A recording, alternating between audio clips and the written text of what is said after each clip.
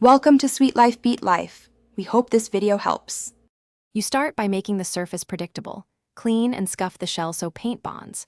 Once done, mask the visor and vents precisely. This saves time later. Apply a light adhesion primer in 1 to 2 thin coats, allowing a 10 to 15 minute flash between sprays so it levels. This step builds a uniform base and reveals imperfections. Sand any high spots with 600 grit. Make sure to work in crosshatch passes for even coverage and minimal runs. You now build the visual depth. Spray the base color in 2 to 3 thin coats from about 10 to 12 centimeters away, overlapping each pass by roughly 50%. Once the base is stable, add gradients or metallic flakes using reduced air pressure and multiple feathered passes. This prevents texture and pooling. If adding sharp patterns, apply vinyl stencils and peel them when the paint is tacky to avoid lifting. Remember to inspect between coats, and you finish by locking everything in with clear coat.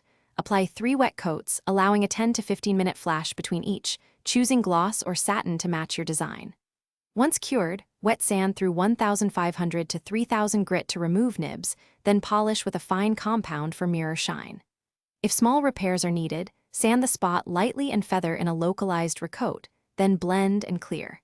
If you get runs, sand them flat with 1,000 grit. Reapply a light blend coat, then continue the final polish.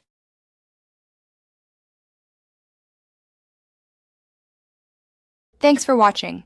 Consider subscribing if we helped you.